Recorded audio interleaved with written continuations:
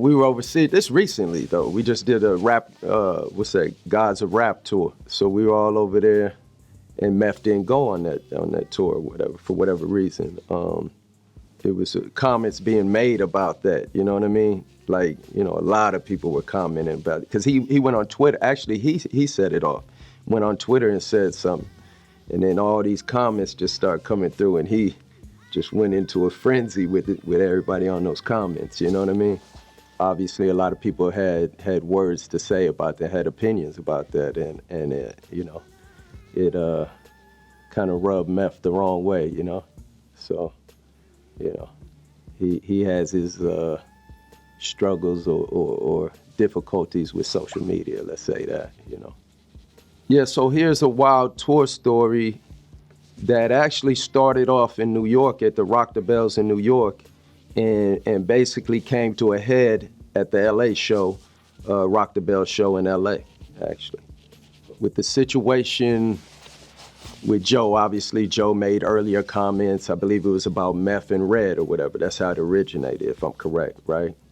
So he made those comments, it was about to be on, you know what I mean, at the New York Rock the Bells. Obviously, anybody that knows us knows that, New York is our hometown, and, you know what I mean?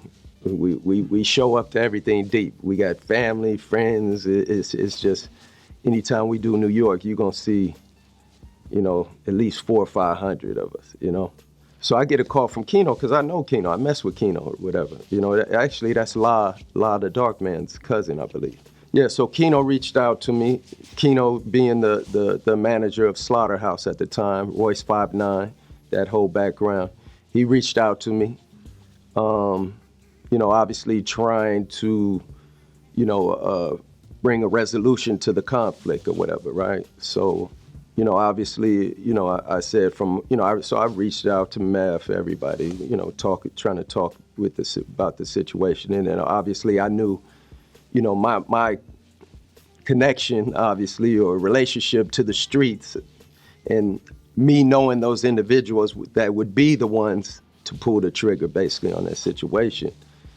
I reached out to them, told them, be cool, let's try to work this out, you know what I mean? Because for whatever reason, I wasn't gonna make that show. I had something to do, something was up where I couldn't be there for that show. But to make a long story short, it got resolved. Busta was there. A bunch of people was involved with, bringing peace, to the situation backstage, right? So it was supposed to be resolved or whatever. And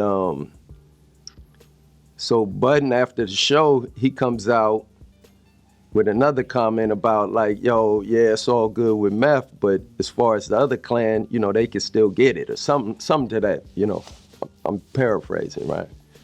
So obviously, this start rubbing the other members the wrong way. Now, I believe it was Ray and Ghost were on that.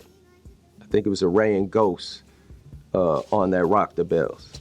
So now we still got more shows to do with them. So obviously, Ray was, I ain't gonna say in his feelings, but Ray was like, yeah, I gotta see Joe now, So obviously we get to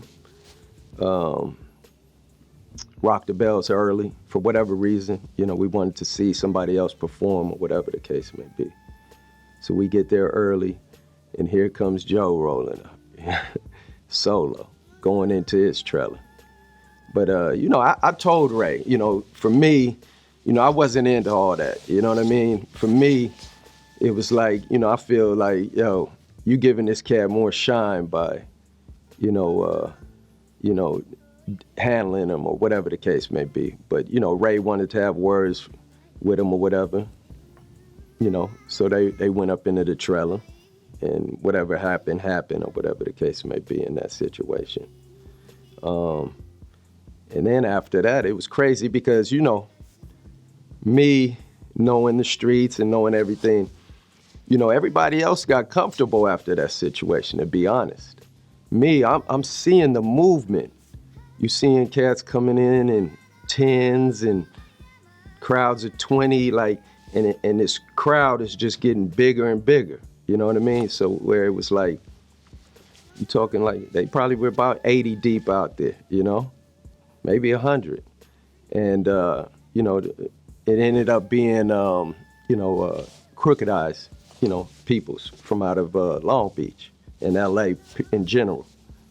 And so rather than just like let it go to a place to where, you know, they were going to just storm us or whatever the case may be,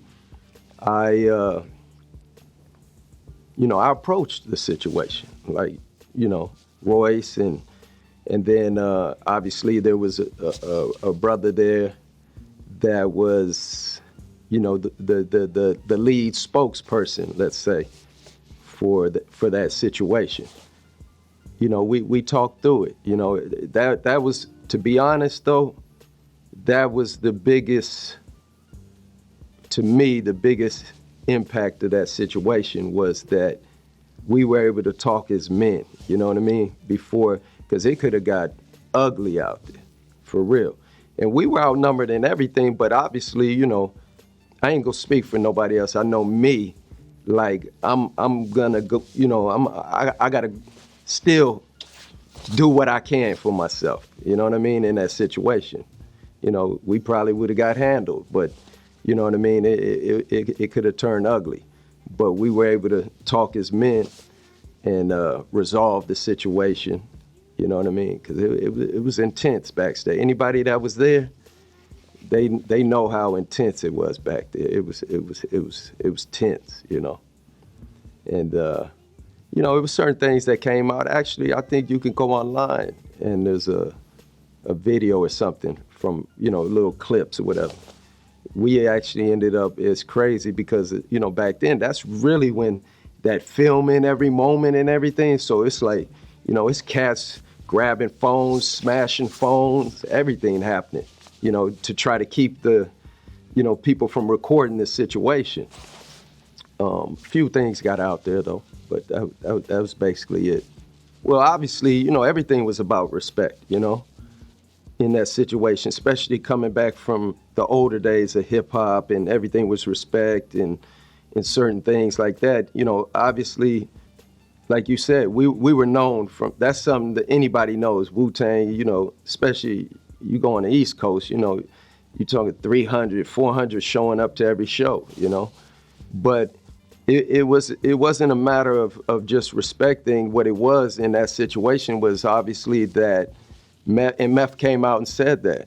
He basically, why they bring our name up? Because we don't mess with nobody. We do our own thing. We don't speak on nobody. We don't do all that stuff. We kind of like, we're of the old code of respect and how you speak on people and this and that, you know?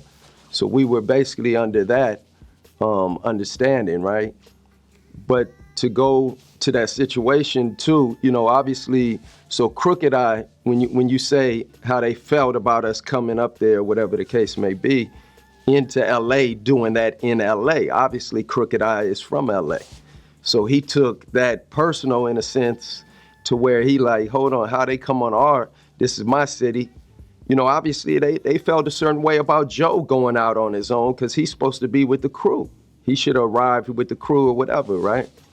But he showed up, whatever the case may be, solo and whatever, and everything transpired, right? But,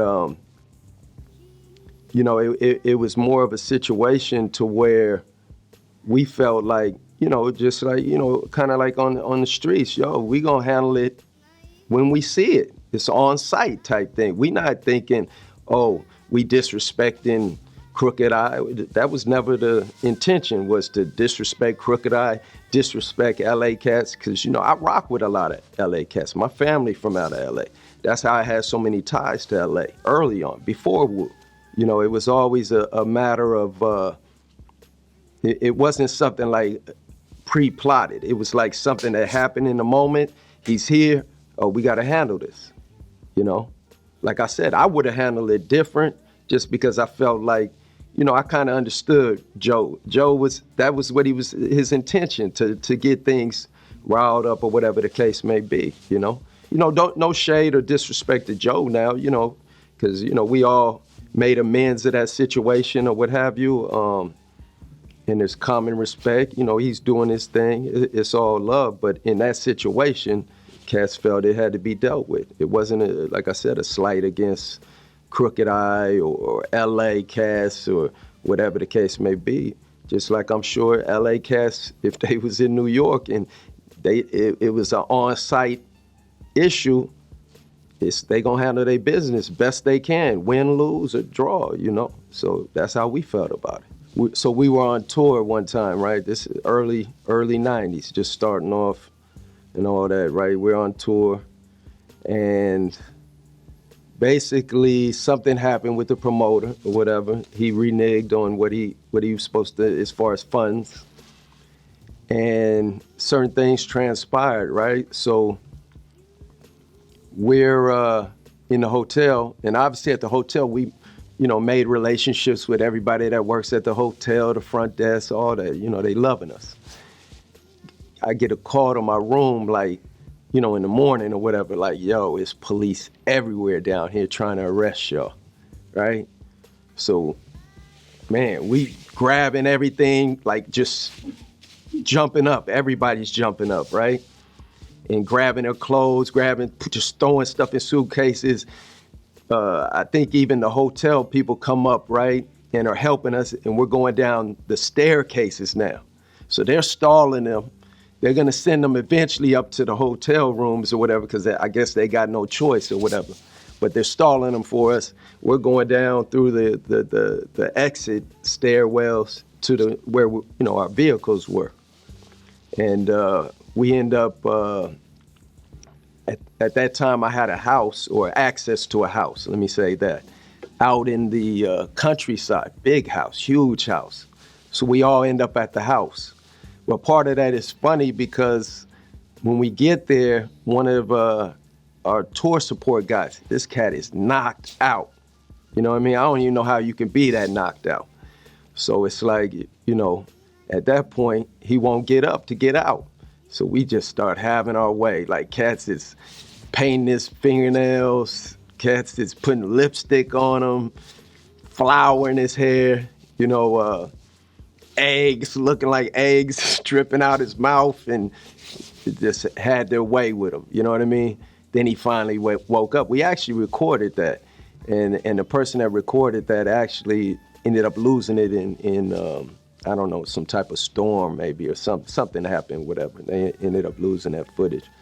But it turned out, though, we chilled out there for like maybe 2 days, barbecuing, you know, going and playing basketball. It's actually a good moment, you know, a bonding moment, because it turned into where we was just chilling, you know, like on some walking the countryside, finding basketball courts, playing basketball with each other, barbecuing, you know, because we were stuck out there for a minute.